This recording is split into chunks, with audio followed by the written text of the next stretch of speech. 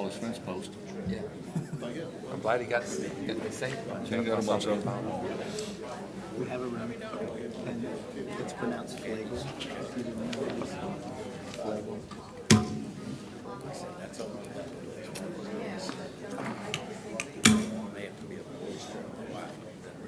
They're doing a good job over on the Gabriels too. I think they're On the middle Gabriel? looking at some of them on the court down there too. They really changed their pattern. It's good. The little stuff. If they just keep the gates closed, I'd be better off. They don't sobby closing a gate behind them. Good morning, everyone. I'm Burnett County Judge Brian Wilson. I now call this Burnett County Commissioners Court to order. Today is Thursday, November 13th, 2025. The time is now 9 a.m. Just have to check that. Call agenda item number 2, invocation and pledges. We'll begin the meeting with prayer. I ask Kevin Flagle, at the youth pastor at Hill Country Fellowship in Burnett, to please come to the lectern and ask God's blessing over our Burnett County and this meeting. Thank you for being here. Heavenly Father, Lord, we thank you so much for this day. God, we thank you for this time that we get to meet together. We get to learn more, know more about the community and about the things that are happening inside of it. And God, I pray a blessing over the men behind this table up here. I pray that whatever they say, whatever they do, reflects to you, God. And God, we love you. We love you. Over anybody that speaks at this podium today, I pray that they come up remembering that we are your children. We are all loved by you. God, again, let everything that is said, everything that is done, point back to you, God. It's in your holy mighty name we pray. Amen. Amen. Commissioner Byerly will lead us in the pledges to the flags, please. Hand over heart, I pledge allegiance to the flag of the United States of America and to the republic for which it stands, one nation under God, indivisible, with liberty and justice for all. Honor the Texas flag. I pledge allegiance to thee, Texas, one state, under God, one and indivisible.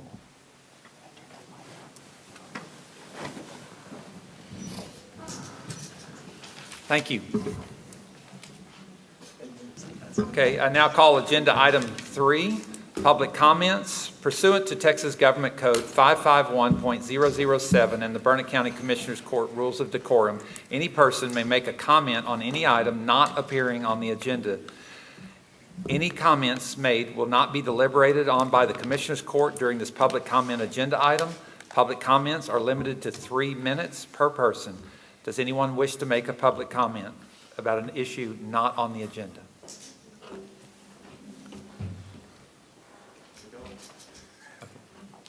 Go ahead. My eyes aren't what they used to be. Good morning. My name is John Nelson.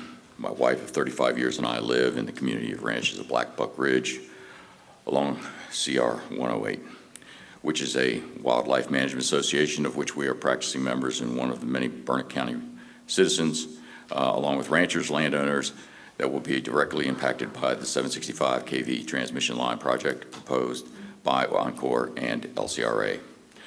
I do wish to thank the commissioners for taking the necessary steps to finally issue a resolution opposing these kind of horrific transmission lines in Burnett County, and to Commissioner Byerly for hosting the public meeting with the PUCT Public Relations Manager Mike Hook.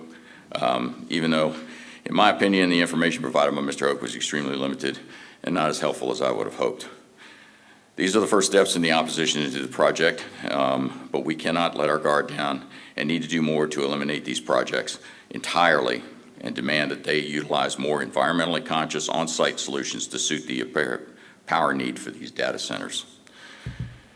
This isn't just about the power lines and data centers. Most importantly, it's about the documented health risks to children, adults, and wildlife.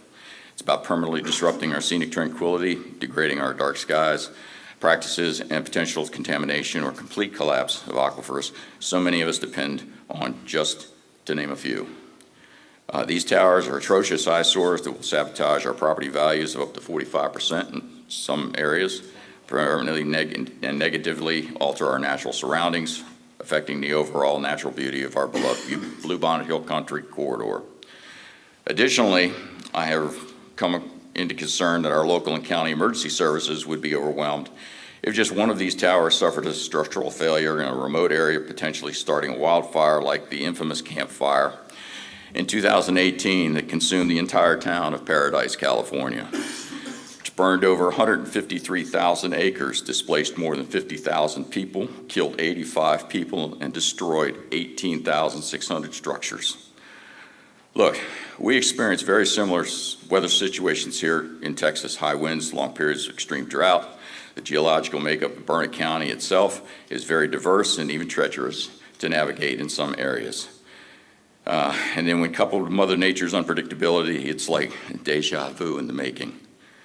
The decision makers that approve this project are playing roulette with our lives, our land, and our livelihoods, and we just cannot let that happen.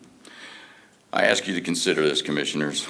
A single broken hook on a transmission line tower on any given day in Texas could potentially cause the catastrophic loss of 25% or more of our entire county and displace over 85% of our residents. Who in their right mind would want that kind of legacy? Thank you.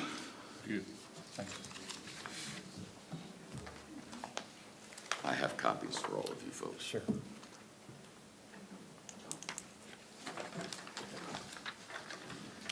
My name is Shirley Glimp. The G6 route of the proposed 765 kV line, a high voltage line, goes directly across my land and within 500 feet of my daughter's brand new home. My late husband, Hudson Glimp, was born and raised in Burnett County and was the third generation of Glimps to own the land that's been in their family for over a century. My children are the fourth generation. I am here to express my strong opposition to Encore building their 765 kV high voltage power line on our property. If I understand this correctly, if Encore decides on the G6 route, they will send a letter to offer to buy an easement on our land, and if we refuse to accept that offer, they can use eminent domain, which allows them to take my land anyway. Without my permission, they will have it surveyed and the spots marked for 3 and possibly 4 towers to go across our land. These towers are between 140 and 190 feet tall, and at the top, they span 142 feet wide. In order to build these ugly towers, they will send in huge trucks of equipment and grade a path across the ranch, across the pasture land that my husband's family farmed for over 100 years. They will cut through fences my father-in-law and husband built, taking out trees, wildlife habitat, and plants and everything in their path. They will dig gigantic holes to pour loads and loads of cement to make the pads for the towers to sit on. Then they will bring in more trucks with parts for the towers and more equipment to set these towers. Then there will be truckloads of wire and equipment to put that in place. There will be so much more damage done to our land than just the approximate 200 to 300 feet easement that they are proposing. This project will require me to allow countless people on my property that I do not know, and I will not get a say who or when from the time they start building and moving forward forever, as they will come back year after year to maintain these lines and the easement. These towers will stand for generations. Once they go up, they will change everything, including how the land looks, how it's used, how safe my family feels there, and certainly what the land is worth. These towers will be a constant reminder that our property isn't fully ours anymore. So please help us keep Encore off of our land and out of Burnett County. Thank you. Thank you. Thank you.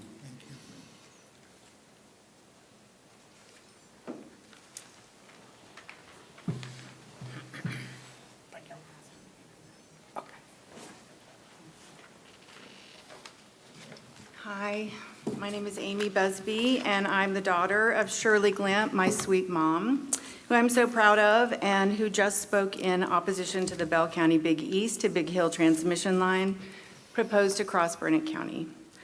My portion of the Glimp Family Trust was deeded to me by my mother after my father passed so that I could fulfill my dream of building a home on the land I have loved my whole entire life. And also, to honor my father and my grandparents by continuing to care for the land that they dedicated their lives to. I'll spare you the family history and simply say that I too am in opposition to this transmission line.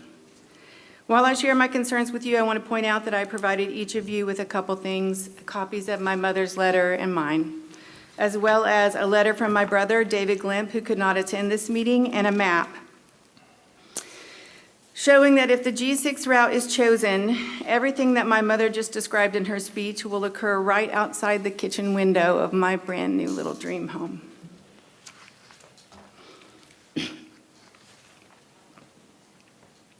My house will be uninhabitable, and the land I've hoped to be a good steward of will be devastated and devalued. This is the harsh reality of eminent domain that many Burnett County residents now face. To continue, I am also concerned that while House Bill 5066 opened the door for this project, the specifics of how our increasing power needs are being met, including the use of these 3 765 kV lines, are being advanced at the commission level, not voted on by the legislature, which means that they're not subject to direct review by representatives who could advocate for the landowners that they serve. It's also discouraging. The opportunities for meaningful landowner input were early, limited, and easy to miss. And Encore's lack of response shows little regard for the feedback provided. I'm further troubled that the state's overall energy expansion plan is estimated to cost nearly $33 billion, with those costs passed directly to ratepayers, many of whom, like me, will see no direct benefit. It's hard to accept that I could lose my home and my land for a project that then I'll have to turn around and help pay for while no power is even delivered to my community. To close, I have 3 requests. Number 1, please intervene with the PUC to ensure a fair, lawful, and thorough review of this project. Number 2, please continue engaging with oversight bodies to protect private property owners and small farmers and ranchers. And number 3, I think it's really important for us to send mailers to all Burnett County residents explaining the impact this line will have on their taxes, their electric bills, and their safety before it's too late for them to have any meaningful opposition to the project. I want to thank you for your time, and thank you very much for your prior resolution in opposition to this line. Your leadership has already gained attention from multiple news outlets. You have the standing and the credibility and a microphone that we do not. We're counting on you to continue standing with your constituents in Burnett County. Thank you for your time. Thank you.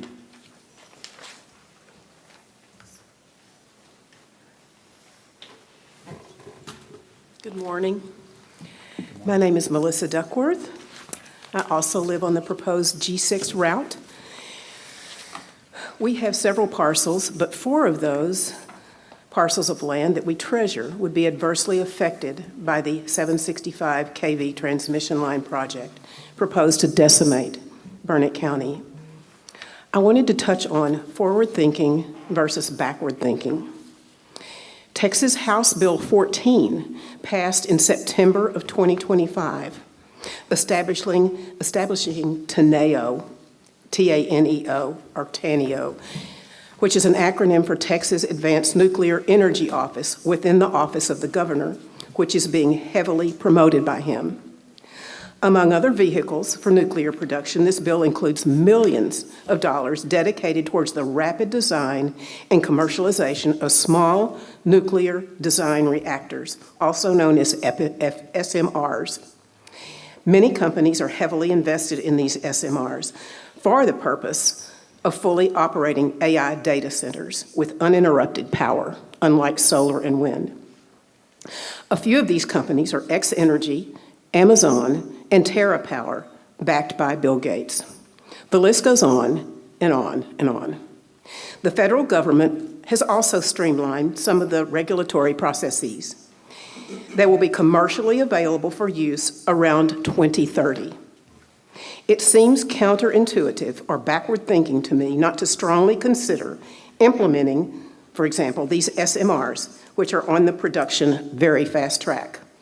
Also worth mentioning is that existing routes, which have been brought up, have not been adequately studied and must be considered. They must remain an option. Another method for powering these AI data centers with uninterrupted power are natural gas plants on site, becoming increasingly common and is a faster path to securing massive, consistent power. Many could be in use by the year 2028. Prudent avoidance is required by law in such a project as this, as constructing, erecting these massive towers and lines. That avoidance study has not taken place, and certainly not prudently. Prudent avoidance is derived using backward thinking, realizing conflicts from the past, taking into account soon-to-be outdated methods in our future, and applying those realizations to forward thinking. Both small modular nuclear reactors and on-site natural gas plants to power AI data centers are forward-thinking projects into our future, indeed visionary. The 765 kV transmission lines have never been used in the state of Texas, and therefore they are untested here. The use of them is both unjust and an example of backward thinking, not taking advantage of new technology. Common sense often arises in the face of injustice, and this is an example of injustice. Justice and common sense is not introducing possible deadly health risks to humans and wildlife. Justice and common sense is not negatively impacting ecosystems, destroying native plants, thereby allowing for the introduction of invasive species, which are many. Justice and common sense is not ruining a family's legacy, affecting descendants and generations to come. And it certainly is not having one's property values. Injustice is a product of backward thinking. That's, A contract has not been awarded. Wrap up, ma'am. Your time's up, so please wrap up. Okay. Thank you for your time. I appreciate it. Yes, ma'am. You've got a copy, so you can read Yes, the ma'am. rest. Thank you. I Sure. appreciate it. Thank you.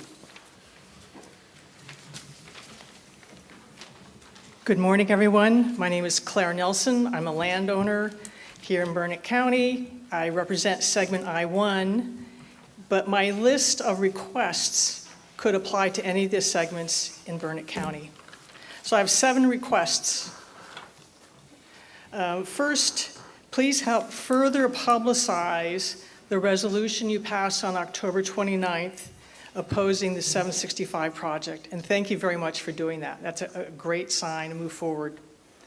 And the reason why I have these 7 requests is that we have a big challenge. And we, being segment I-1 and all the other segments represented here, we need to raise $100,000 for attorney fees. We're engaging an attorney because all the other segments are engaging attorneys. So if we don't, we lose. And although we may spend $100,000 on an attorney, the administrative law judge may give a proposal reroute, but the PUC could vote veto, and we'd spend $100,000 and still lose. But long story short, we're trying to raise $100,000, and we need your help. So item number 2 for why we need your help. Please urge the PUC to prioritize existing corridors and 345 kilovolt upgrades. Number 3, protect Burnett County's water, wildlife, and property rights. Number 4, please demand a full environmental impact study under NEPA. Number 5, help find an expert and create a study to review the ERCOT demand plan. As a result of 5066, ERCOT created a demand plan that's driving much of this. What are the assumptions for that demand plan? We need an expert. And so if all the different segments fund a separate review of the ERCOT demand plan, that's inefficient. If you can help us create one demand plan review that all of us can share, that'd be a great help. Please publicize the business model. You've heard the expression, follow the money. Well, Texas consumers will pay for the 765 projects via increased energy bills for years and years to come. Oncor and LCRA, however, get 10%, and the large Permian Basin TEBA, Texas Energy Business Alliance companies, they benefit. So, and I'm glad to see Dakota Marcy here is from the Daily Trib. You know, I think he could get a Pulitzer on following the money here. It's a great story, and I'd like to see that better document, because you have to really dig to put that together. I'd really like to see us clearly document the business model. And number 7, help fund a geological survey and study of the land and aquifers. Please document the fact that they are fragile and they are extremely vulnerable to contamination. So with that, I'll pass you a copy. Thank you again for the opportunity in putting this in the official record. Thank you. Thank you. Good morning. Good morning. My name is Mary Lynn Norman. I'm from the I-1 segment. Thank you guys for always listening to us. In regards to the Bell County Big Hill 765 transition line proposed project, I would like to ask the commissioners to update the county website to include the extension of time on there. That's not on there. I would also like to ask you guys to put the resolution on there, if that's at all possible. It's not there. What you have is great. We just need to expand upon it. So I want to give you a few facts to help you guys counter the need for this transition line project. The first one is that on November 22nd, 2024, an interview in the Dallas Morning News quotes Governor Abbott as taking strides for Texas to be #1 in nuclear power. I have the article for you in the packet. In 2023, they established a $5 billion loan program for natural gas power plants. And furthermore, did you know that the PUC advanced several applications for the natural gas power plants in 2024, which is interesting, and I bring this up with you because at that meeting with our PUCT rep, they acted like they don't handle power plants, that came through deregulation, and I'm sorry, I feel like we keep being lied to. These guys, we have 130, I have that in the packet for you too, just a quick AI search showing proposed power plants in Texas. 33 have their permits and they haven't started building, but will be this year and next. So when we have a PUC rep telling us they don't do power plants, that's not accurate. And I have the data here for you. On October 20th, 2025, there was an article in the Center Square Contributor. Both Abbott and Perry in that article talk about being the nuclear AI data centers for the world, and that Texas will be #1. There's some misinformation in there because it says that we're trying to outdo China, but we're already outdoing China. And we'll be the first with nuclear because Perry has an interest in Fermi America. I believe he's part owner. They'll be the first nuclear here. But not only nuclear, they're building a power plant. Landbridge, who announced that they're putting a data center right after we had our June meeting, they have teamed up with NRG Energy to build a power plant. So when you look at what they're saying about these 765s, they don't correspond with what we're doing in Texas, what Abbott and Perry are pushing. We've got nuclear energy already coming. We have got power plants, 130 and 33 already permitted. Guess what? That power is going to be put into the grid. That 765 is obsolete. That's money into Encore's pocket. 40 years, 8 to 10% of 40 years of payment.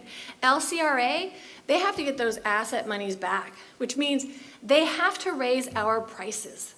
And let's look at the 5066 bill. The commission shall grant each certificate on a non-discriminatory basis after considering the adequacy of existing service. We have that in Burnett. Our services are adequate. You'll need to The wrap up, need ma'am. for additional service, we don't have any need.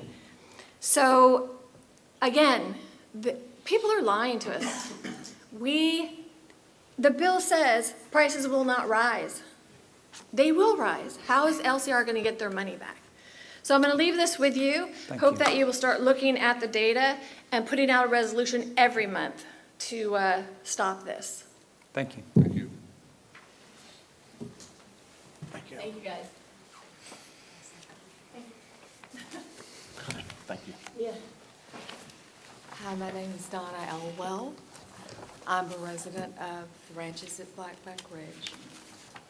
I don't know a lot about the transmission line itself, the particulars of it, but what I do know is I wear a deep brain stimulator. I wear a deep brain stimulator here and implanted in my chest. And 3 well-known, world-famous neurologists told me, do not go through these things at the airport where they have you do your arms, because it can shut my device off. You're going to have to opt for a wand or a pat down, which I don't look forward to, but it'll shut the device off. If I understand correctly, this I-1 line, if that segment is chosen to get to the highway to go to Burnett or Lampasas, I will have to go under the line 4 times, is that right? 4 times. Is it going to shut my brain off? No one can tell me. My neurologist cannot say for sure what the effect is of that much energy buzzing in the air on my implants. Now, what happens if it shuts off? Well, I get the shakes really bad because I have Parkinson's. Not so bad if I'm a passenger. Not really great if I'm driving, if you get my drift there. So, I'm seeking from you a request to Encore and PUC and whoever else is involved here to tell me with absolute certainty that studies are being done on the effects of EMI, electromagnetic energy here, on the health of people that have implants. I have deep brain stimulator. I would bet there's some people in here that have heart pacemakers. Their effects are going to be lots worse than mine if that sucker shuts off. I urge every one of you to continue supporting or opposing the Encore transmission lines, all of them, all the routes through Burnett County. I'll be honest and say I'm interested particularly in I-1 because I got to go under it 4 times if they choose it. Thank you for listening to me today. Thank you. Thank you. Thank you.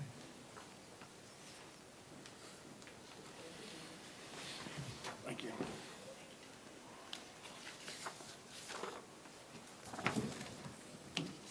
Hi, good morning. My name is Mia Surratt, and I live on County Road 203 in Precinct 2. I am here again as a concerned landowner and member of the Hill Country Land and Legacy Alliance to voice concerns over the 765 kV transmission lines proposed for our county, known as the Bell County East to Big Hill Project. When last I addressed this court, I asked that you commit to formally intervening in the CCN amendment application when it is announced, and today I have two further requests. First, I respectfully ask this court to use its influence and relationships at the state level to help bring more attention to the PUC docket number 58559, where you have recently filed your resolution against this project. As you know, this proposal from Encore and LCRA poses serious concerns for our community, obviously. The G6 route that my house sits along, as well as other segments, cut through historic ranch lands, scenic hill country landscapes, and rural homesteads that have been part of this county's legacy for generations. The impact on land values, tax revenues, delicate ecosystems, wildfire risk, and local quality of life would be substantial, while the benefits to Burnett County itself are virtually non-existent. We deeply appreciate the resolution that this court has issued, as well as the letters that have already been submitted to the PUC docket by Representatives Wes Verdell, Drew Darby, Ken King, Charlie Guerin, Brad Buckley, and Stan Lambert. I hope I pronounced those right. You have all shown great leadership by documenting your concerns to these proposed paths, but we need more voices at the state level to ensure the PUC understands that these routes are unacceptable to the people that live here. Burnett County's elected officials have long-standing relationships with legislators across Texas, many of whom represent counties that could also be affected by this and future 765 kV projects. A coordinated effort from local leadership to contact additional state representatives and senators, urging them to submit letters into the PUC docket would send a strong message that this is not simply a local matter, but a statewide concern about responsible infrastructure planning and land stewardship. Additionally, with Encore's recent 3-month extension of their filing timeline, we now have a brief but valuable window of opportunity. So I ask that the court use this time to increase intentional outreach, to inform the people of our county about this project, and to encourage them to make their voices heard with the PUC, whether through public meetings, social media updates, mailers, or coordinated communication with civic groups. Your leadership can help ensure that every affected resident has a voice. On behalf of many residents who have, attended meetings, submitted comments, and organized in good faith, I ask that this court continue their opposition to this line with fervent outreach to citizens and state leaders. Every letter, no matter how short, from each additional representative and every new citizen comment adds to the political weight we need for the PUC to reconsider where this project proceeds. Thank you for your time. Thank you. Thank you.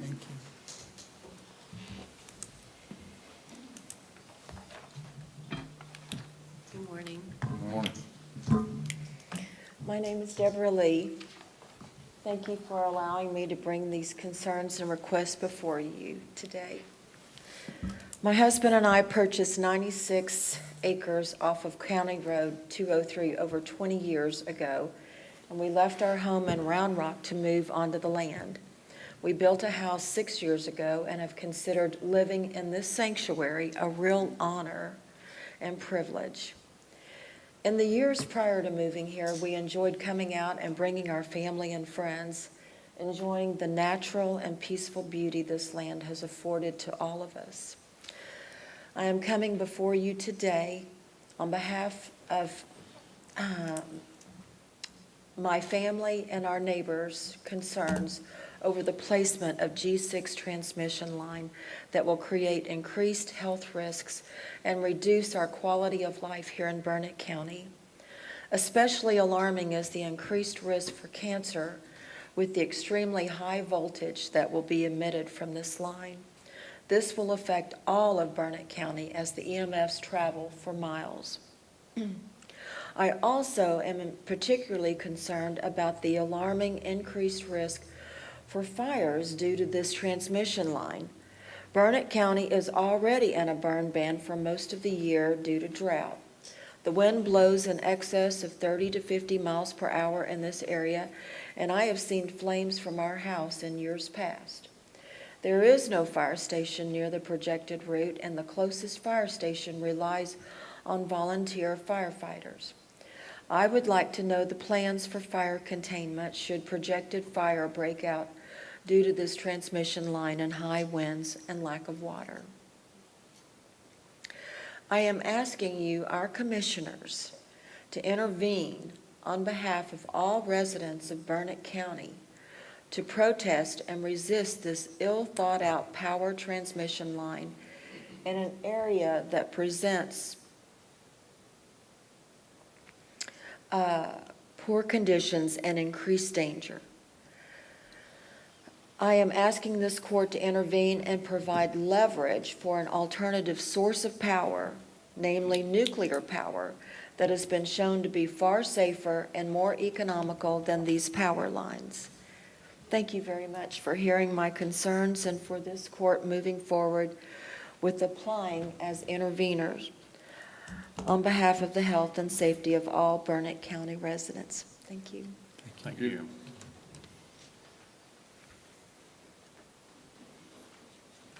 Good morning. I wasn't going to speak, but you guys know me. I couldn't help myself. I have a question. I know we're not entertaining questions, but I would like to find out if the attorney that you hired will be an intervener with the PUC process. Will she be testifying on behalf of Burnett County? I know originally she was, I believe, hired to look at what features and parks and public lands needed to be protected in the county. But with your resolution and your stance against the project, I would like to know if she's going to be an intervener. And thank y'all for your resolution. One other quick news update. Just this morning, Chevron announced that they're partnering with I forget which company, another AI company out in West Texas, and they are building a natural gas plant. And that was just announced this morning. It will be online by 2027. So I agree with everyone else that these lines will be obsolete by the time that they're completed. There's going to be more power in West Texas than they can handle. One thing I disagree with some folks is this is not all about data centers. I truly believe that this whole plan was hatched with the energy and the oil and gas companies out there who found out that their wind and solar farms were unreliable during Snowmageddon. And then it has slowly morphed into these data centers. The data centers look like they're starting to step up and provide their own power. Number one, they want it sooner, and they want control over it and the prices. And just as an aside, what usually happens is these companies end up with more power than they can use. They feed it back into the grid, and these companies profit off what they sell to the grid. Thank you for your attention. Could we get your name for the record, please? Yes. Beth Kuntz. I'm I-1, branches of Black Buck Ridge.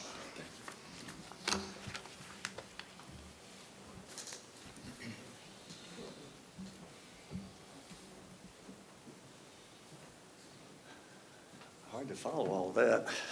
I want to put my timer here to see if I can say somewhere close to the objective. Greetings, Judge Wilson and Commissioners. My name is Tom Green, and I thank you for this opportunity to visit with you about the 765,000 volt transmission lines that are proposed for the county and throughout Texas, east, west, and entire web. And you might see me here again, because I think this is just the start, just saying. Let me start by sharing my appreciation for this body and the leadership that it's shown in hiring counsel, in the PUCT workshop, and in the resolution that you created. I am not here in support of or opposition to any line. I'm here in opposition to what I believe is an ill-conceived and potentially illegitimate project, i.e. the whole enchilada is what I'm opposing.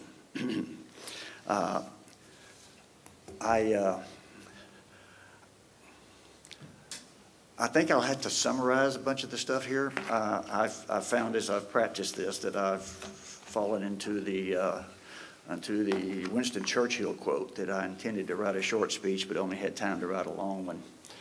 So here I go. My reasons for asking the questions are basically what more is being done and what more is planned to be done. Number one, summary is effective dissemination to citizens throughout the county. Number two is effective disseminations to other counties throughout Texas. Number three is coordinating with other counties to create a unified approach in opposition of the PUCT and legislature.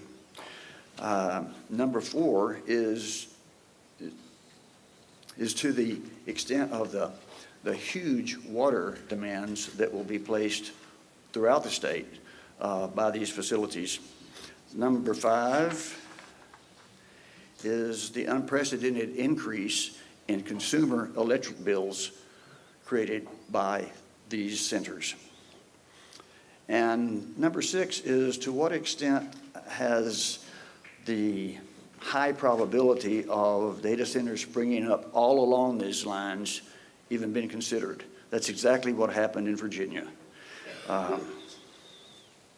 When it happens here, you can say goodbye, Hill Country Quiet, goodbye, Hill Country Starry Nights, goodbye, Hill Country Wildlife, goodbye, Hill Country Vistas, goodbye, Hill Country as we know and love it.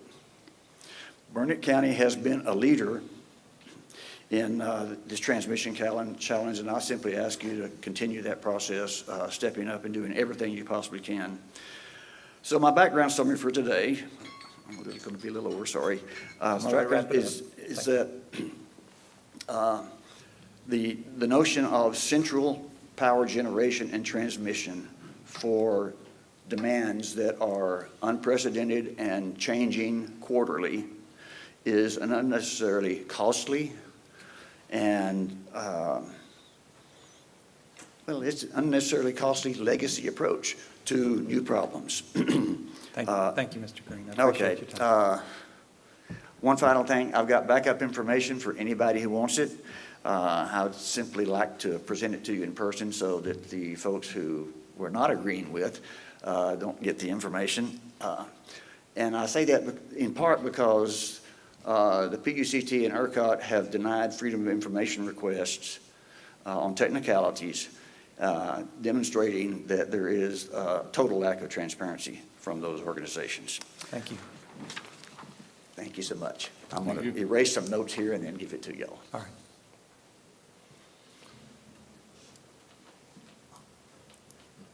Okay. All right. Anybody else? Okay. How are y'all doing? Good. My name's Danny. Good morning, by the way. Flunker. Okay, thank you. Anyway, some of y'all may remember me. I was here about 1.5 years ago discussing Calvin Boyd's dereliction of duty. Well, now I'm back. I'm back to talk about Chief Deputy Alan Trevino, the man who sponsored Boyd's dereliction and who's now running for county judge. Trevino's campaign website listed upcoming events without any details. For 2 weeks, I tried to find out whether his first campaign event was going to be in the airport. A few of us called the number on, and he didn't answer. And when he did answer, he would not give an address. One supporter even suggested driving through the airport, which I live next to, and look for cars. Then the events tab disappeared on his website. I later found out why. I'm going somewhere with this. Okay. Trevino had a secret campaign meeting at the airplane hangar of Bill Ernest, one of the defendants in the Windermere Oaks Water Supply Corporation fraud case. You might recall that former director Dana Martin, a friend of Ernest, was found by a jury to have conspired against our water co-op. Okay. Mr. Flunker, hold on just 1 second. So we have this public comment for material and issues that are related to county business, but we can't allow anybody to. I believe this is germane to the county business. Okay. I don't think that it is. Well, that's interesting because I've spoke something very similar to this 2 years ago and no one said a word. Well, I understand, but there was a different judge here now, and Right. and we are prohibited by law to allow anybody to disparage any member of the community. You can attack us all you want, that's fine. As commissioners, that's specifically auzed in statute. But as far as any member of the community, if you have So I something that we can't, could. so I cannot tell Well, you all. Can I finish? If you have something, a specific complaint that's related to county business, then you can go ahead and finish, but please be careful about just general comments about, that would disparage any member of our community. If I may.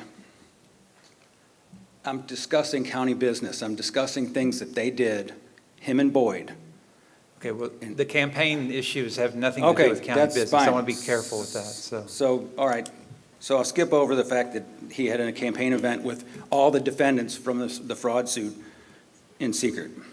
Anyway, let me catch my spot and make sure you don't take my time from me. So anyway, I'll go past that. Okay, you might recall that former Director Dana Martin, a friend of Ernest, was found by a jury to have conspired to harm our water co-op. Ernest not only authorized millions in unchecked legal spending to protect Martin and others, he assaulted me at a public meeting. After I filed charges, I obtained Ernest's interrogation video where Detective Steinauer acknowledged that I had been assaulted. He then started laughing with Ernest, and according to that same video, had the warrant that was sitting on a judge's desk shredded. I'll skip the next one because you're probably going to say it's about his campaign event.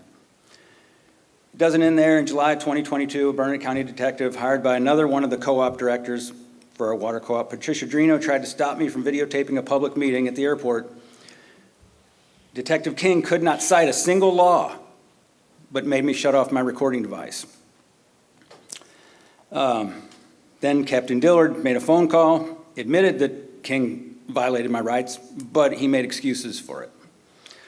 Months later, the same group called the sheriff's office trying to have me trespass from a meeting. Fortunately, the deputies who responded understood the law and upheld it. Thank God. Those deputies were professional and beautiful, and I love them. I'll give you about 30 more seconds to wrap up, please. When I later filed a complaint about Detective King's conduct, Alan Trevino himself replied, time to file had expired, even though there's no legitimate time to file a misconduct complaint. From where I sit, it looks like the command staff at the Burnett County Sheriff's Office is compromised, which might explain why the Windermere Oaks water fraud case was never properly investigated. Sheriff Calvin Boyd could have simply referred the case to the Attorney General, but he didn't. Why? Instead, he and a select few acted as protectors of the very people who fleeced our community out of millions. You know what they say, when you sleep with dogs, you get fleas. Trevino's infested. Thank you.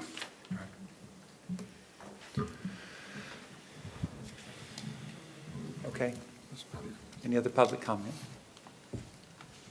Patty Cope, Burnett County voter, taxpayer, interested person. Is there any way you can answer the lady's question about, is the attorney going to intervene?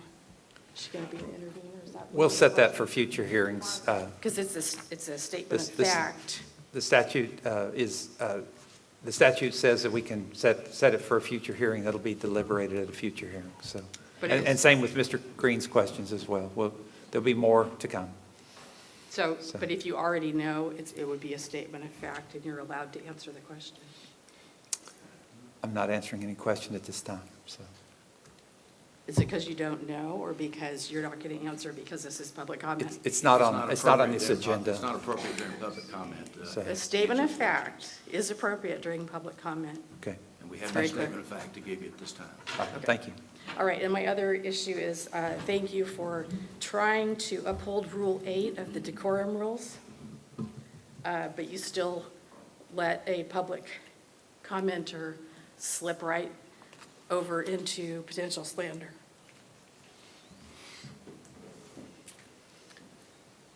Okay. Any other public comment? Okay. I close public comment.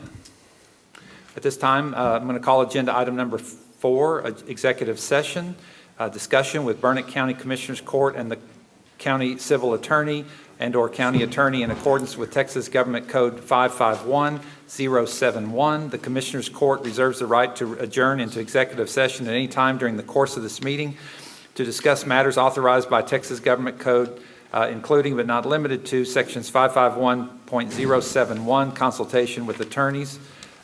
We will discuss the following pending and contemplated litigation, settlement matters, and other confidential attorney-client privilege legal matters pursuant to Texas Government Code Section 551.071, consultation regarding negotiation, settlement, and/or litigant to address the Rivers Hills Subdivision Phase 1 and BG Development Road issues. So we are going to into executive session. It'll be the 5 commissioners and the legal counsel. Will anybody else be asked to attend in legal? Outside counsel will be joining us. Okay, outside counsel. How about Mr. Darling? Will he be asked to come in? Yes. Okay, yes, okay. I think so, yes. Anybody else? Okay, so it'll be the Outside counsel. Commissioners Court, outside counsel. Will be joining us by phone. Randy, by phone, and then Randy Levitt and Herb Darling. Do we have an estimated time for this item when we'll be in executive session, at least a rough idea? 20 or 30 minutes. 20 or 30 minutes, then we'll be back. Thank you very much, and the time is now 9:50. We're going into executive session, and estimated to be 20 or 30 minutes. Thank you. Thank you, Tom. Good to see you.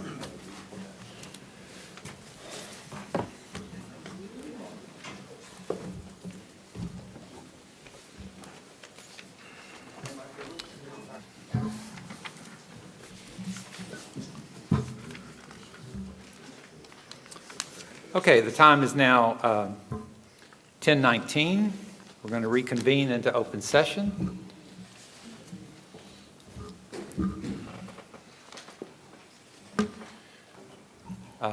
Call agenda item number 6, discuss, consider, and take appropriate action regarding items discussed in executive session. There be no agenda item, there will be no action taken from this discussion. No deliberations were made, no decisions were made. Is there any public comment? Okay, close public comment. I call agenda item number 7, discuss, consider, and take appropriate action regarding the burn ban for unincorporated areas of Burnett County. Mr. Marcio, can you give us an update, please?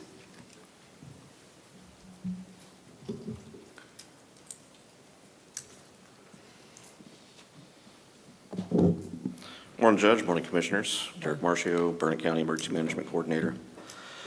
So, of course, looking at all the indicators, and of course, the time that I spent Friday out on 210A, just in short, basically, burn ban needs to stay in place until something changes with the actual fuels and we actually start getting really good rains to actually keep things where they should be. Just kind of in brief, though, the 210A fire, it exhibited a kind of moderate behavior in, in those grasses. Those grasses are about 3 or 4 foot tall, and grew basically from within the first 30 minutes. It grew from a little 5-acre fire to about 15 acres. By the time all was said and done, by about 8, 9 o'clock that evening, it was about 34 acres. So just keeping that in mind, especially across the county, and especially the drought conditions that are present, like I say, I couldn't recommend to lift a burn ban at this time. Okay, thank you. Is there any public comment? Okay, close public comment. Thank you, Mr. Marcio. Thanks, sir. Okay, so I think we can just skip this by general consent unless there's an objection. We don't need to take any further action. I call agenda item number 8, discuss, consider, and take appropriate action regarding the appointments for committees and boards. Burnett County appointment to the Capital Area Council on Government, CAPCOG, Aging Advisory Council Representative. Burnett County appointment of CAMPO Technical Advisory Committee, TAC representatives. CAMPO is the Capital Area Metropolitan Planning Organization. Burnett County appointment of CAMPO Technical Advisory Committee representatives, small cities, And then Burnett County official vote and ballot completion for the resolution of the Burnett County Central Appraisal District Board of Directors for 26-27. Is there any public comment on this issue? Okay, close public comment. So I have in your packet today, we have Lucy Murphy here with the, it's a Housing Authority, but I forgot which one it is, I'm sorry. Texas Housing Foundation. Texas Housing Foundation. And then we also have in your packets in the board information, the Commissioners Court information on, so that's Lucy Murphy's is first, I believe, is that right? Yep, her application. And then we have Greg Haley, and we got Russell Sanders from Marble Falls, and we have Caleb Krenzel from Marble Falls. Does that cover everybody, Joe Don? Yes, sir. Okay. Herb Darling has agreed to continue serving as Greg Haley's alternate for the county. Good, thank you. There it is. I'm sorry, I missed that on the bottom of the page. Okay. Is there any public comment? Might have already done that. I move for approval of all of the appointments under agenda item 8. Okay. Second. All right. Any further discussion? All those in favor say aye. Aye. All those opposed say no. Motion passes. Call agenda item number 9, discuss, consider, and take appropriate action to report to the Texas Department of Transportation that all county roadways are in compliance with the Texas Manual on Uniform Traffic Control Devices. Is there any public comment on this issue? Okay, close public comment. Commissioners received the letter that you saw, the email in the letter requiring that Governor Abbott has signed an executive order, as well as President Trump has signed an executive order about material on public roadways and to next to adjacent to public roadways. I believe, to my best of my ability, that all of our roads are in compliance, but they want official action on behalf of the Commissioners Court. Do I have a motion? I move to approve. Second. I'm going to, friendly amendment to say that that all of our roads are in full compliance with the, what is it, TMUC or whatever it's called. So if you don't mind, Commissioner, just making sure that our roads are in compliance with the Texas Manual on Uniform Traffic Control Devices. So moved. Okay, Second. okay. Just want to get it on the record correctly for our response. And then, Mr. Counsel, do I need a part of that amendment to also authorize the county judge to respond, or is that just implied with adopting it? I think, go ahead and do it. Okay. It's a safer approach. All right. And so, again, friendly amendment again, to authorize the county judge to respond to the Texas Department of Highways and Transportation, or whatever they're called, Texas Department of Transportation. Amendment accepted. Okay. Second. Okay, good. All right. All those in favor say aye. Aye. All those opposed say no. Motion passes. Thank you, Mr. Byerly. I call agenda item number 10, discuss, consider, and take appropriate action regarding county uniform policy. Establish a department-specific uniform and safety clothing policy. Determine whether the county will provide uniforms or offer an allowance. Identify approved uniform items and set a maximum annual allowance per employee per fiscal year, and identify which clothing items must be reported as taxable income on an employee's W-2. This is a rather weighty matter. Mr. Collier, Commissioner Collier, do you have any prepared remarks or anything that we need to take up regarding the one kind of light attachment that I have within this agenda item? Just trying to get some clarification on our uniform policy. You know, what do we accept? Or what can we purchase versus what are the employees purchase? And also, you know, the allowances, boots, are we gonna change it to buy pants or boots? Or if they're safety You know, if they're safety boots, do we pay for them, or are we just gonna give an allowance? Same thing with jeans. Okay. If they're fire retardant, are we gonna pay, or are we just gonna give a jean allowance or pants allowance? Just basically clarification. So how much are we spending now? Do we have specific policy on what you're currently authorized per person? Is that what? Yeah, I think I'm going to get this right, correct me if I'm wrong, but I think boots are a reimbursement if they buy steel or composite toe up to $120. If they turn in the receipt, they get that reimbursement. Shirts that are embroidered with county logo and name, we've provided. And then jeans, we provide up to $300 worth of jeans a year for the road and bridge guys. Okay. And so I think as my discussion with the county auditor, is that jeans are the big problem, is that right? It Because they're sounds not like- fire retardant, and they're not logoed. Is that, did I I misunderstand? think the thing, if the jeans were to have the county logo, they could have them as a uniform. If they don't have a county logo, then they would have to Or report if- them as taxable income. Or if they're fire retardant. Do they make jeans that are fire Yes. retardant? Yes, yeah, they make FR jeans, yes. FR rated jeans. Okay. You definitely don't want to wear a pair of those paving. Yeah, I'm about to say Yeah, they're terribly hot. One of the ways that we could comply with the purchasing policy is to identify the jeans with a county logo that would not be stitched, but would be like an iron-on stencil that could go on the left rear pocket of every pair of jeans. We can order 50 of those. I've done enough research. We can order 50 of those for like $180.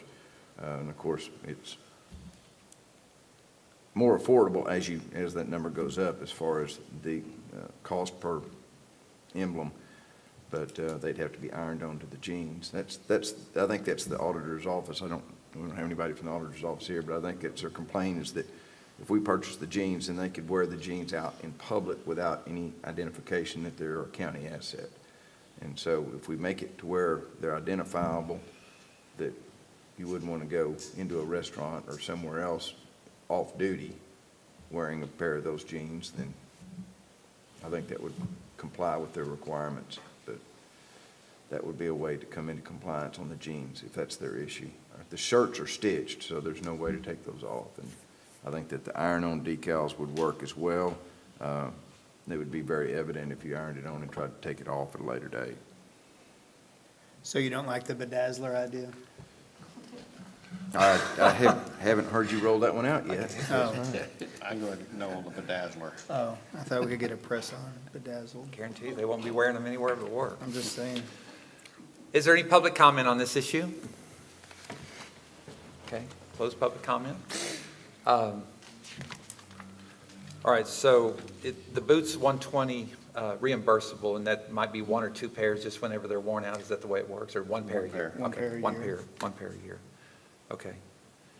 And so, let me see if the way, Commissioner Collier, you might, or somebody else, so basically, if we give an iron, we buy jeans and give them an iron patch, and they go home and iron it on, is that what's going to happen? Or you're going to have to buy an ironing board at each precinct and iron it on for them, whatever, just like Mama used to do. But you get that on there, and then under this standard that the auditors provided, or then that's not taxable. That's correct. Is that your understanding? That's what it sounds like. Okay. But if we don't want to, like, if we don't mess with the iron-ons, then it's just a taxable thing. Right. Is You that's give the them option? the $300, and then they pay whatever their tax rate is as a special tax against. It'd be a reimbursement, yeah. Okay. So they'll buy them and then get reimbursed for the cost. I think the And then they best don't way have is to to have an handle them by iron-on. the boots. And then they can, if they so choose, I guess. So is that $300 for the year? Mhm. So they would just get a $300 stipend, say I'm just making up, October 1st, they'd get a $300, they'd be taxed with their regular check on that $300, and then they're good. If we didn't do that, if we chose not to do the iron-on. I understand, I'm just trying to make sure we're consistent for whatever we decide. to do. Right. All right. And then the shirts were good and the boots were good. And the boots are a requirement of the job. Okay, and it's got to be the steel-toed to be reimbursed. Or composite. Composite, right. All right. Do we have a motion? Well, do we want to, y'all don't like the idea of the iron-on patches? No, I think it's, Well, can we, or does this get too far off in the weeds or too much trouble to give them the option? I think the auditor office is going to want something. One or the other? Yeah, one or the other. So they're not having to track individuals. I mean, the way I wear through jeans, I mean, the patch is going to come off pretty quick anyway. What y'all want to do? I'm just saying, I wear them out faster. yeah, they definitely go through 6 jeans at work. I mean, And my mama did patch most of my jeans, and those patches rolled off within a week or two of living the life I live. So, if they're out working and sweating, so. I'd make the motion to continue with the program that we have on the jeans with the addition of the patch, the iron-on patch. We can try that, and then if it doesn't work, We then always, yeah. we'll go back the other way. So we'll buy their jeans without reimburse them for their jeans? Everything stays the same, just like it is now, with the only addition of that iron-on patch. And we'll buy that out of Road and Bridge General? Yeah. Precinct 4. Just Okay. had to go there. Yes, Road and Bridge General. If not, we'll figure out. Who made the place to motion? I did. Commissioner Luther? With that to be funded out of Road and Bridge General, was that part of your, That is an addition. okay, I'll second that motion. We'll give it a shot. Okay, it's been moved by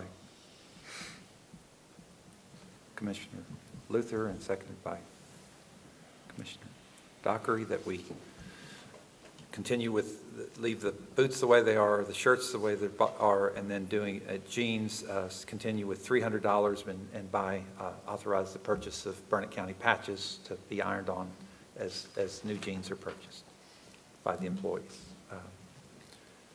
Any further discussion? All those in favor say aye. Aye. All those opposed say no. Motion passes. Okay, call agenda item number 11. Discuss, consider, and take appropriate action concerning requests to replat lots 3A and 5A, the hills at Windermere, Section 4, to be known as Lot 3B, the hills at Windermere, Section 4, a combination of 2 lots into one.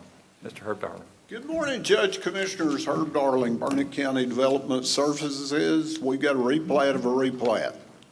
So we're putting 2 replatted lots into 1 replatted lot.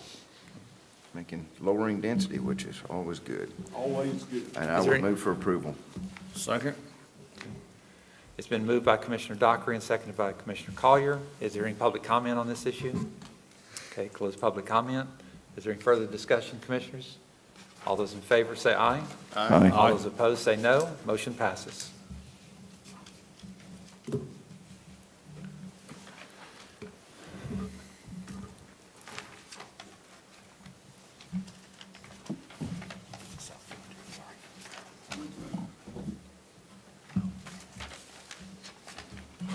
Here.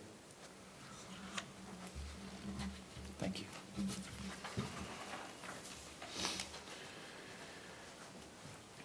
Okay, I call agenda item number 12, discuss, consider, and take appropriate action to approve and execute the Texas Association of Counties Cybersecurity Course Enrollment Form for Burnett County elected officials and employees to enroll in the TAC Cybersecurity Training Course in compliance with Texas Government Code subsection 20545191 in the amount not to exceed $2,000.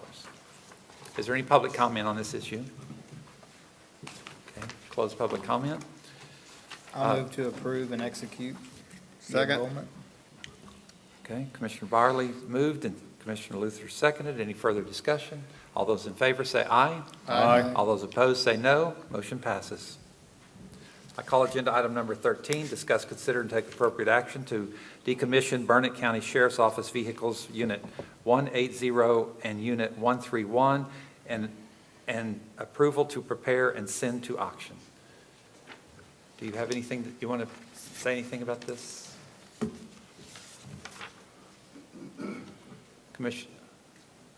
Not Commissioner, everybody else is Commissioner around here. Alan Trevino, Chief Deputy. Thank you. Pretty simple. These two vehicles, one is over the mileage at 183,000. The other is 10,000 miles shy of the mileage. It's over the law enforcement mileage, but under the other law enforcement, which is our courts. That's where they're both assigned. And it's the second one, unit number 131, is going to take significant funds to repair. It's got an AC going out. It's starting to slip, and it's also over 10 years old. And we're just asking to have it decommissioned so that we can send it out for auction and replace it. I move to approve to decommission the two units and to prepare them for auction. I'll second it. Any public comment? Okay, close public comment. It's been moved by Commissioner Byerly and seconded by Commissioner Dockery that we act on this item as presented. Any further discussion? All those in favor say aye.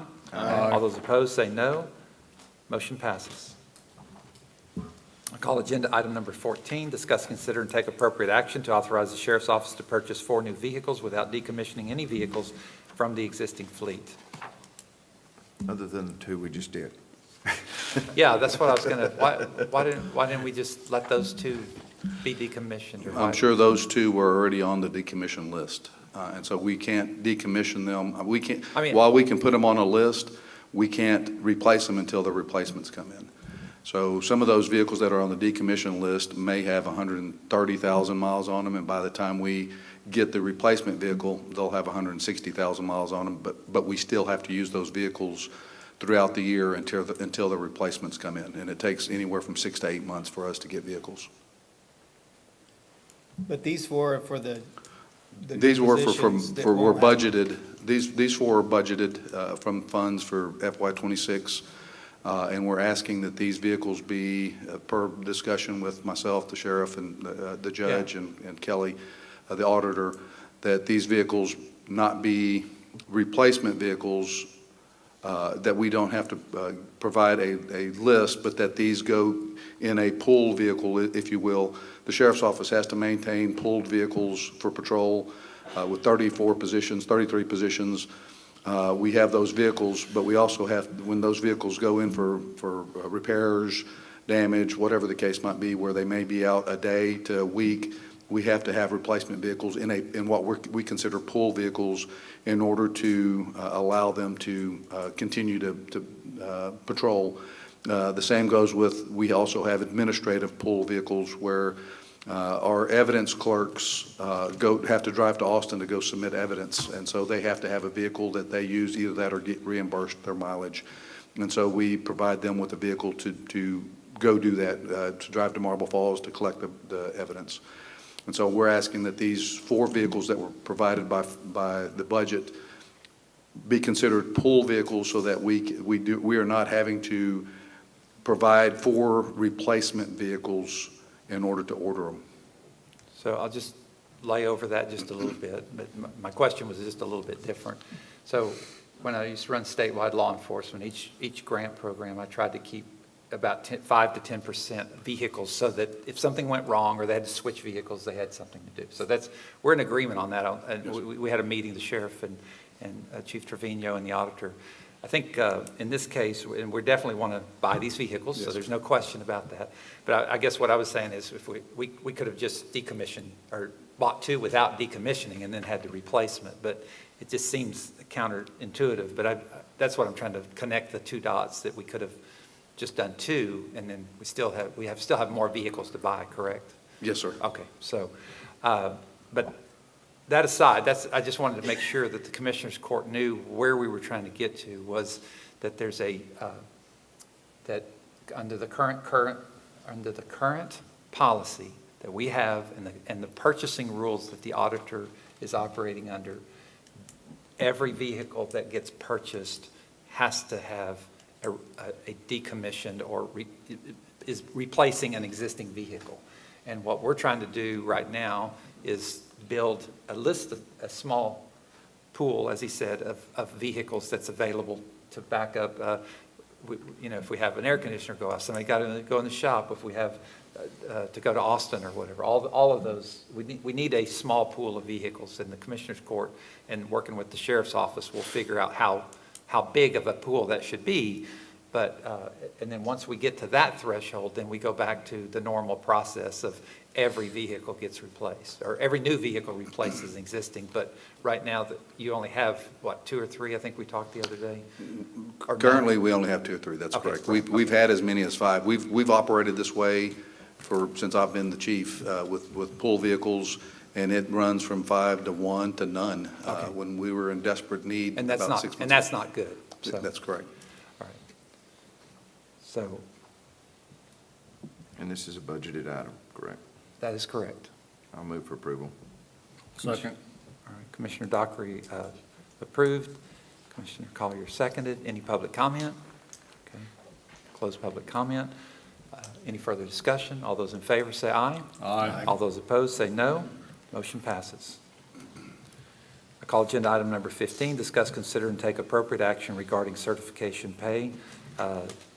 This would involve suspending the budget to transfer, the budget policy, to transfer up to $45,000 funds from lapsed salary to sheriff and jail budgets.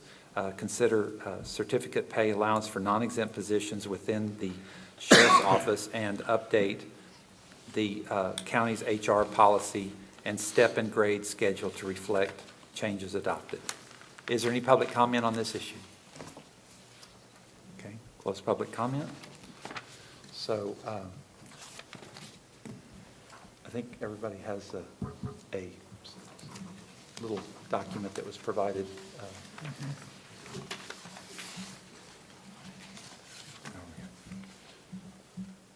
So the lapsed pay comes from unfilled position, or what is that? That's correct, both at the jail, communications, and in patrol. Okay, so, but if we go into next year and those positions become filled, then we've just added to the budget. That's correct. Next year, we would have to increase the certificate pay line item so that it covers all those that are increased. And just for the record, can you just explain what certificate pay is? Absolutely. Is it certification pay or certificate pay? Certificate pay. Okay. And so there are several levels of licensing by TCOL. You get your basics. You also have an intermediate, and it continues to progress advanced into masters. And each of those levels, you have to meet a time, number of years in service, and a number of hours of continuing education in order to meet those certificate levels. And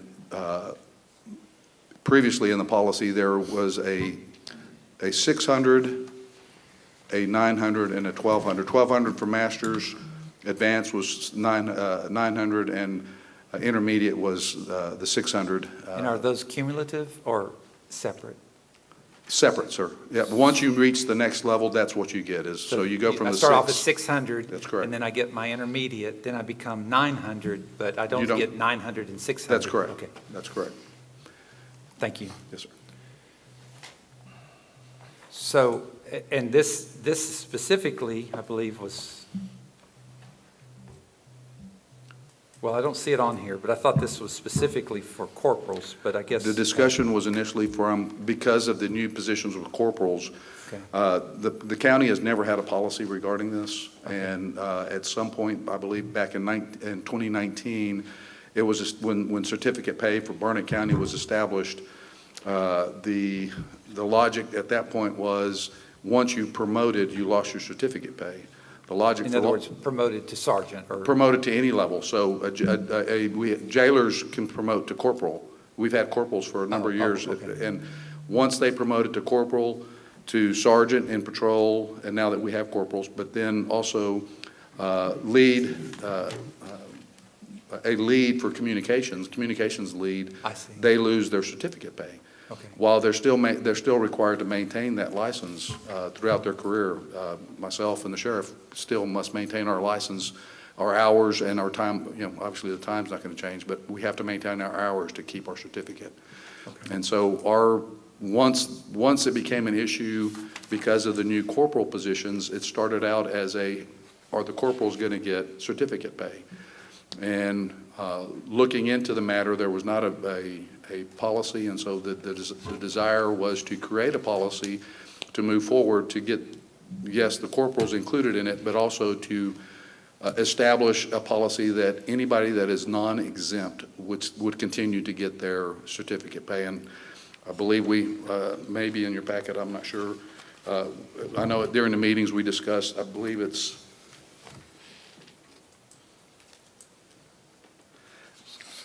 So as far as- roughly 18 in communications and in patrol, and another about 16 at the jail, total employees that are currently not receiving certificate pay for whatever level they may be at because they have promoted to corporal, lead, or sergeant. And so the reason they're classed, I mean, under the, it references the Fair Labor Standard Act, I believe, in this item, or, well, I guess it just says non-exempt. So under the Fair Labor Standard Act, the independence of the individual, supervisory responsibilities, and then the complexity of their jobs are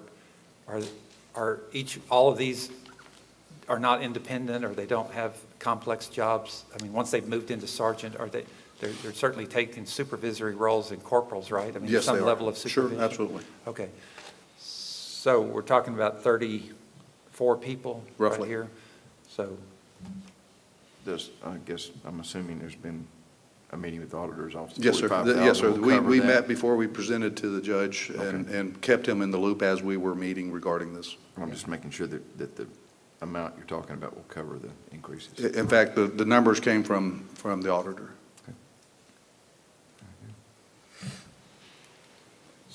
okay, so.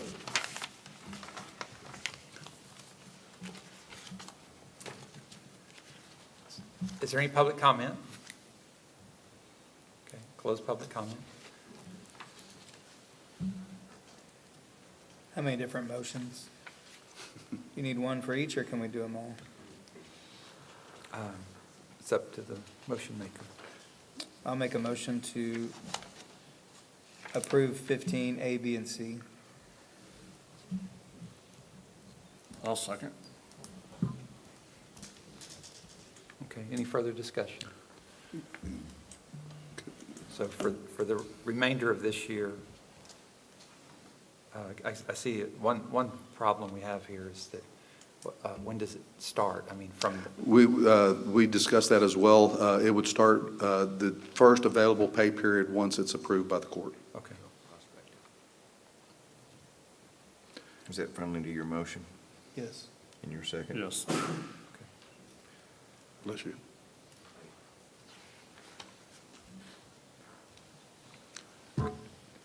And I do want to, I know y'all received a letter that says, or a draft of what the policy language would say.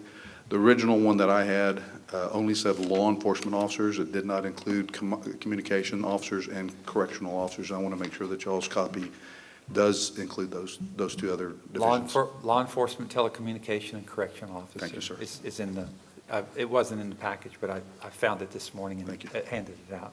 Is that correct? Yes, sir. Okay. Okay, any further discussion? All right, it's been moved and seconded. All those in favor say aye. Aye. All those opposed say no. Motion passes. Thank y'all. Call agenda item number 16, discuss, consider, and take appropriate action to approve the modification. Oh, I'm sorry, by general consent, if you don't mind, these are not quite properly posted for the actions that are in the book. And unless there's an objection, I'd like to pass on 16 and 17. Because they're just really, we'll take them up at the next meeting. But I think they just need to be the posting needs to be clarified, consistent with what the material that's in the book. And I'll make sure I get that done right next time. So Any objection? Okay. Item number 16 and 17 will pass on. I call agenda item number 18, discuss, consider, and take appropriate action to accept a donation from the Friends of the Library, Friends of the Bertram Library for the Bertram Library in an amount of $13,125. This is added funds to their ongoing space enhancement project. Their what enhancement? Space enhancement. Space enhancement. Okay. They're changing up the children's area and a few other spaces. Great. I'd move for approval. Okay. Second. Okay, Commissioner Dockery has moved and Commissioner Barley seconded. Any public comment?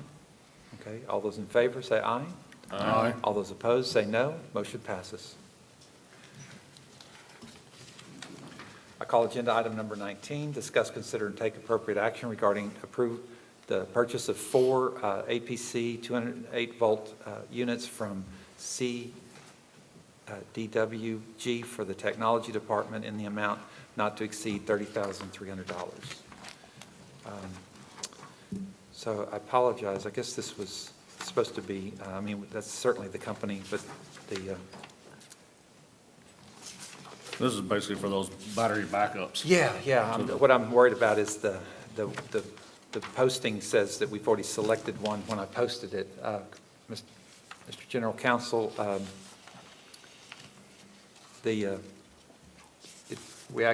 I guess whoever submitted it submitted the actual vendor into the into the agenda item itself instead of just selecting one of these. Is it the low bidder? So are these? Yes, it is the low bidder. These are bids? and Or this is the quotes, low they're bidder? quotes, not bids, but quotes, so. They are the local CDW. Okay. And they are the low bid. And They are is- the is- low. This is the lowest one? Yes, sir. Okay. I think we're fine. Okay. I'll move for approval. Second. All right, any public comment? All right. Close public comment. Is any further discussion on the item? All those in favor say aye. Aye. All those opposed say no. Motion passes. I call agenda item number 20, discuss, consider, and take appropriate action for Road and Bridge Precinct 3 to the purchase of a motor vehicle grader in the amount not to exceed $440,760.61. Commissioner Collier. This is for Precinct 3, a new motor grader to replace our old one. That's a 1985 or 6 model. Whoa, wow. So You're just getting rid of a new piece of equipment. yeah, getting rid of one that's just It just got that's broken? just broke in. Yeah, This broke. And so I move to approve the quote or bid for Associate Supply Company for the Case 836D motor grader for $239,983. I'll second that.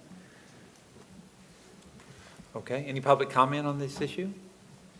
Close public comment. Commissioner Collier has moved and Commissioner Byerly has seconded. Any further discussion? All those in favor say aye. Aye. All those opposed say no. Motion passes. I call agenda item number 21, discuss, consider, and take appropriate action regarding invoices without POs or contracts as required in Local Government Code, Section 113901. Is there any public comment on this agenda item? Okay. I have here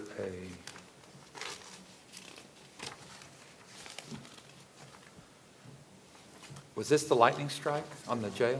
Okay. Yeah, so that was, are there 2 emergency items on here? One was the Associates. one, but were both of them associated with the lightning strike? Commissioner, Trevino, Chief Trevino?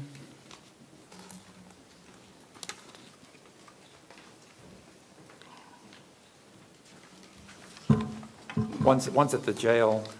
There was repair being, that was already in process, and there was a camera that had light, had water in it that had to be replaced. I thought it would be warranty ability to cover that, and it wasn't, so. All right.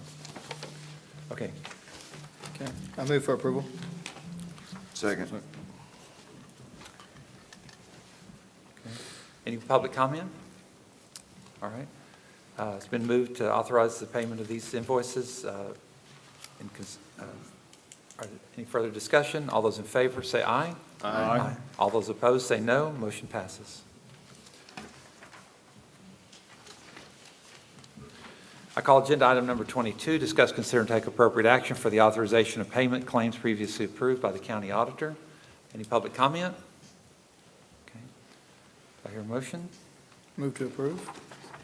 Second. Okay. Commissioner Barley and Commissioner Luther. Any further discussion? All those in favor say aye. Aye. All those opposed say no. Motion passes. I call agenda item number 23, discuss, consider, and take appropriate action regarding budget interline item transfers. Is there any public comment?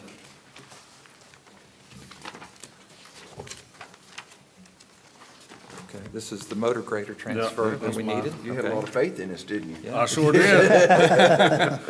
He was hoping. I was Okay. hoping, I was All right. needing. I move to approve. Second. Okay, Commissioner Collier moved, Commissioner Dockery seconded. Any public comment? Okay.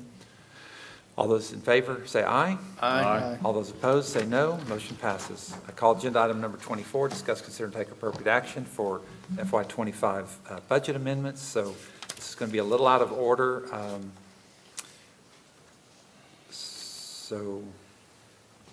All right, I'm going to go ahead and do it like this, and I'll just hit the highlights of this, and then we'll cover another item.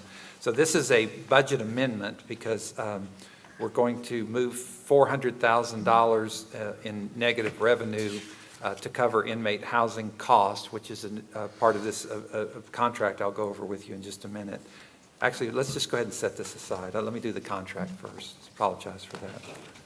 So I'll come back to that in just a minute once I do the summary. Okay, I call agenda item number 25. This is a very long one. If you'll bear with this, I'm going to treat this like a consent item. We're going to vote on it, but I just want to say, is there anything in here that anybody needs to pull out or move aside before I read them? Because there's some pretty heavy things in here. So is there anything?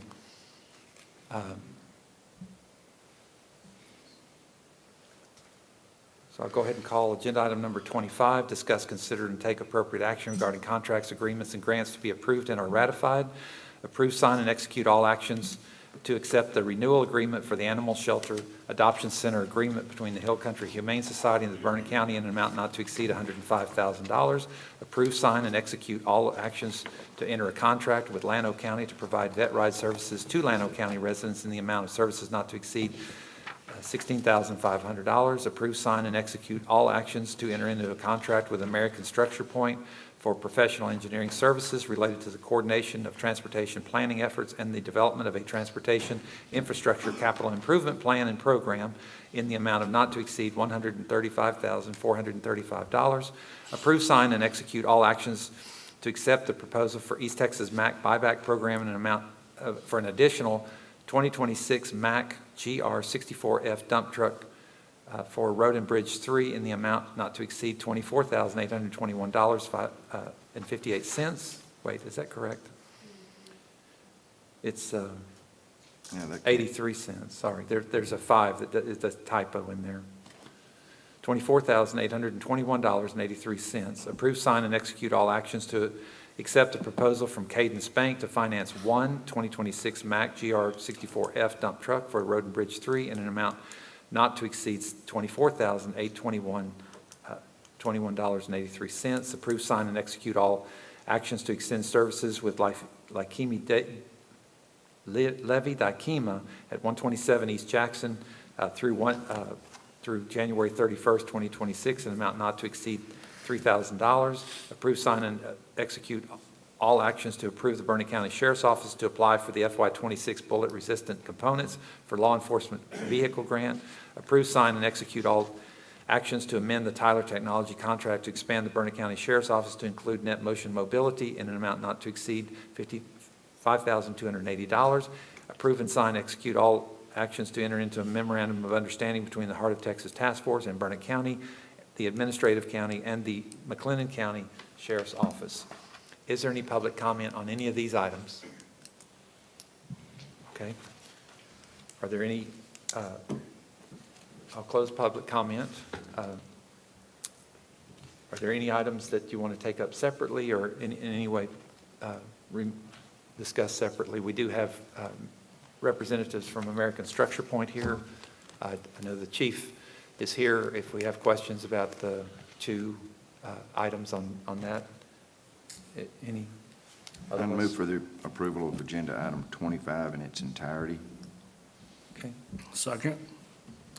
Okay, it's been moved by Commissioner Dockery, seconded by Commissioner Collier, that we approve all of these items as presented. Any further discussion? All those in favor say aye. Aye. All those opposed say no. Motion passes. I call agenda item number 26, discuss, consider, and take appropriate action to engage Summerall Law Firm, PLLC, for specialized legal services to secure more favorable rates with the federal government for inmate per diem rate, transport rate, and the hospital guard service rate in the amount not to exceed $400,000. Is there any public comment on this issue? Okay, I close public comment. So now I'll go ahead and go into this issue, which ties back to the budget amendment that I had discussed a minute ago. So the Summerall Services contract, we've worked with the sheriff for several weeks now, right? But basically what they're offering to provide is now that we've provided significant investment in our jail, we qualify for a much higher rate because we're working on a new roof. We've already done the chillers. If I'm missing something, Chief, just let me know. And then we've done, with the attorney-client privilege room will be done. We're in construction, but will be done. So all those infrastructure changes that we adopted in 2025, in budget year 2025, is now raise the value of the cost per day.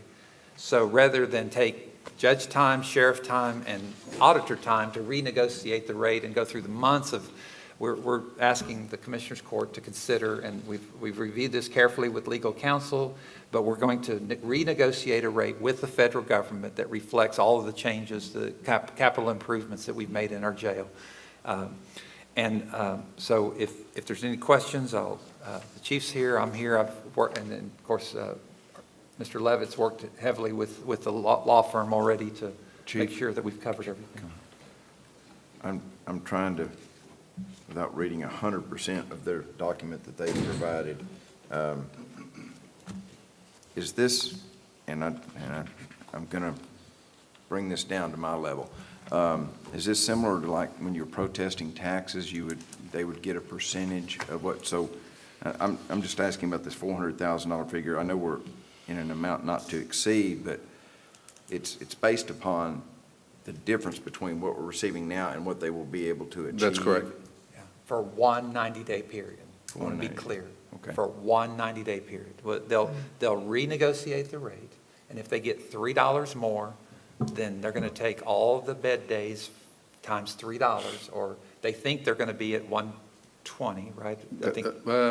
Yes. Anyway, somewhere between 100 and 120. Yes, so that's what we're budgeting for. Yes, sir. We work together to estimate that at the high end, because the rough out is about 330. I'll just tell you that if Summerall does what they want, but I really don't want to be caught in a situation where we have to come do this 2 or 3 times. So I worked with the jailer and we kind of padded it a little bit, but somewhere around 330, 320 is where we think we will.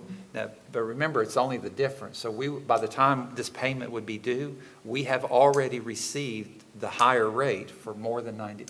At the time we'll make the payment, it will be more than 90 days. Yes, and it's only a 90-day period, but yet we get to reap the benefits of the higher rate For from that 3 point years. The entire year. For 3 years. It's a Yeah, for 3 3 year years. contract. Okay.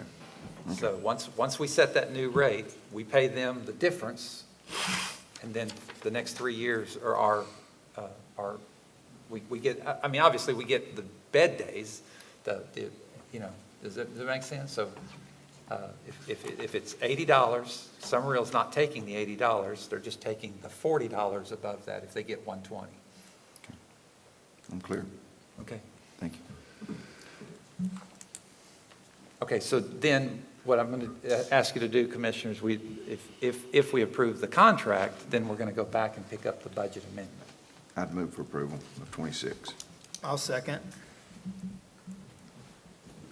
Okay, it's been moved by Commissioner Dockery and seconded by Byerly, that any public comment on the issue? Okay, close public comment. All those in favor say aye. Aye. All those opposed say no. Motion passes. Okay, now I'd like to go back to 25? 24. 24, thank you.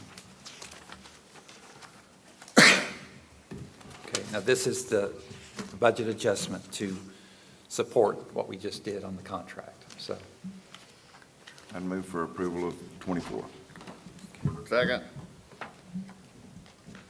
Okay, any public comment on this issue? Okay. It's been moved by Commissioner Dockery. It's been seconded by Commissioner Luther that we approve this budget amendment. Any further discussion? All those in favor say aye. Aye. All those opposed say no. Motion passes. Thank you for that. Call agenda item number 27. Discuss, consider, and take appropriate action regarding the responses received for bid 244090-01, removal, disposal of asbestos and lead abatement at 127 East Jackson in the amount not to exceed $37,370. And so you'll see the different bids on there, Commissioners. Judge, the bids that have been presented here in the bid tabulation, Headstrong Environmental Services came in at a total of $16,000, and then evidently they did do a walkthrough. I believe that is the lowest bid of anyone who's physically been here to view the building. American Abatement also did a walkthrough, but their bid was $22,393.49. I don't know if I have a comfort level with someone that did not physically come and look at the building to know exactly what they were getting into. I don't know if the walkthrough was a requirement of the bid process? It was not a requirement, but it was strongly encouraged because there's two pieces of this. We've got asbestos in the caulking and we have lead on the paint. And we were really encouraging people because, of course, I did confirm this morning to make sure that we had the proper language in the bid specifications, but they have to remove this compliant with OSHA and federal standards because it's not going to be, I mean, we really don't want to put our community at risk to get these materials out of here. So I'm really reluctant. I did check this morning to see if any of them were local operators, although several of them are in the general region within a county or two. None of them are Burnett County companies. So does that mean we're required to go with the low bid then at this point, I guess? Which is $14,789. Okay.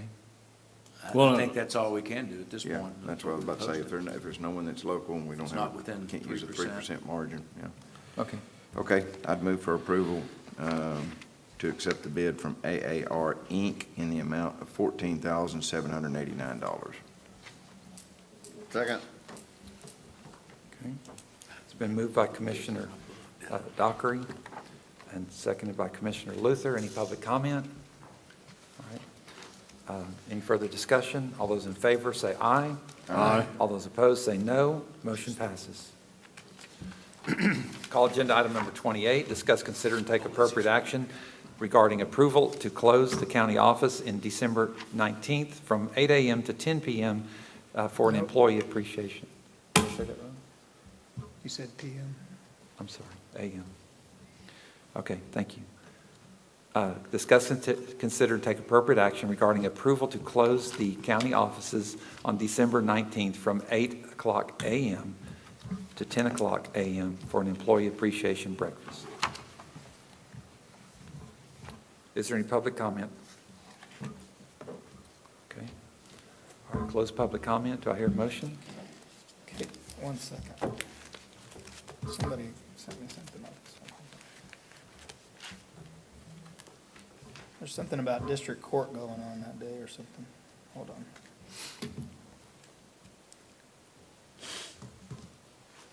We can just take it to the next meeting.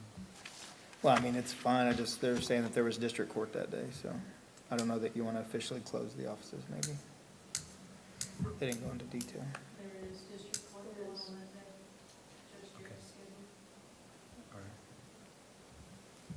kick it to a different day or just take it up at the next meeting? I mean, I don't know, this is for that breakfast? Yeah.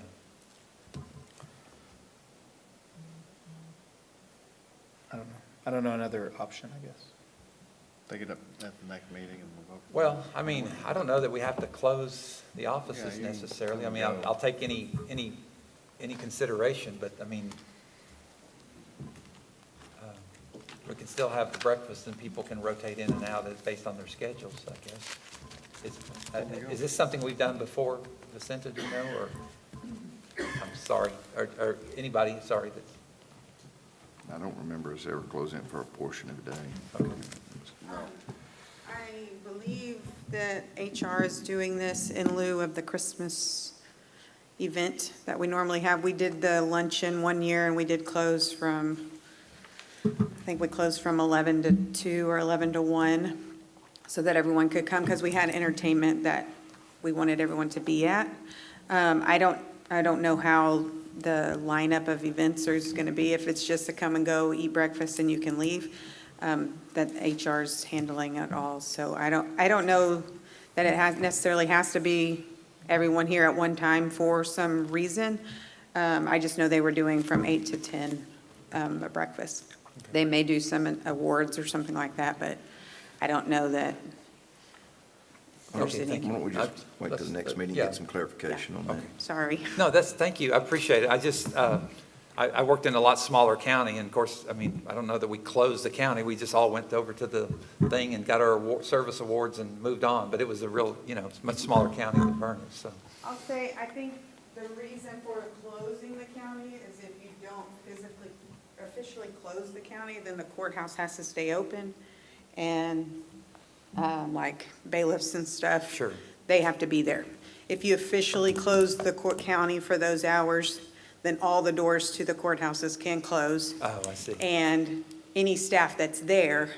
Can just So come. in times when we didn't close them before, your staff, basically, your communications, your admin, those people stayed in the courthouse and had to rotate, and everyone else got to be gone Oh, for the I whole see. time. Okay. So if you close the whole thing, then they all get to go. If you don't, then someone kind of has to be there to man it, whether the other elected officials are there or not.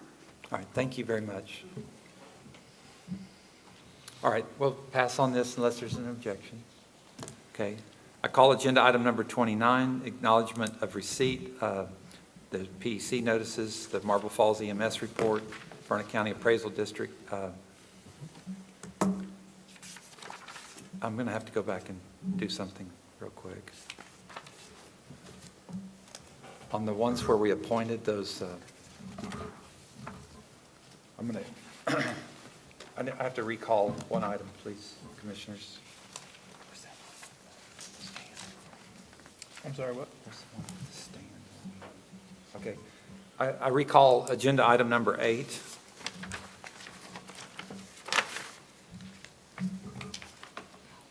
There was one other action that we have to do on agenda item number 8. OD. We have to actually assign the 1,800, or what is it, 1,355 votes. I know we adopted it, but we didn't assign the votes to these candidates. Do we So typically divide those evenly? that would be 271 per person, but we didn't take that vote to actually award the votes to each person. So you're under 8D at this point? I'm under 8. What'd you say? D? D. 8D. Thank you. So the chief appraiser did ask me to make sure that I actually assigned the votes, because I think last time we voted on his slate, but we didn't give him what he needed. So he said, make sure you don't mess this up, Wilson. So I guess. I'd move that we assign our votes equally between the candidates on the ballot, which comes to 271, is that correct? That's correct. Per applicant. Second. Nominee, sorry. Okay. So this is Dockery, and then Luther. Any further discussion? Any public comment? Okay, all those in favor say aye. Aye. All those opposed say no. Motion passes. Now go back to the agenda item number 29, the acknowledgements. Thank you for that, Commissioners. Email correspondence between Jim Plowd and the Burnett County Attorney's Office, read the transmission line, and notice of public meeting from the City of Cottonwood Shores. Is there any public comment on these acknowledgements? Okay. Close public comment. Any other items that need to be discussed about that, Commissioners? Okay. I call agenda item number 30, discuss, consider, and take appropriate action regarding the Commissioners Court modifying regularly scheduled meetings. I think we're good for the next, at least the next week, 2 weeks. The 25th will be Thanksgiving week, but it's before Thanksgiving. Okay. Any other actions to be taken? All right. Calendar review, anything? We have a special court tomorrow. Yes, thank you. That is correct. So tomorrow, we'll just be able to canvass the votes as required by law. At 10 a.m. here. That's 10 a.m. to here. Is that right, Madeline? Okay. Okay. All right. I have a motion to adjourn. So moved. Second. Commissioner Byerly, Commissioner Collier, all those in favor say aye. Aye. All those opposed, same sign. Look, we are adjourned. Kelly said I could pack up later. I'm going to turn all this stuff off and then come back after the meeting. Okay.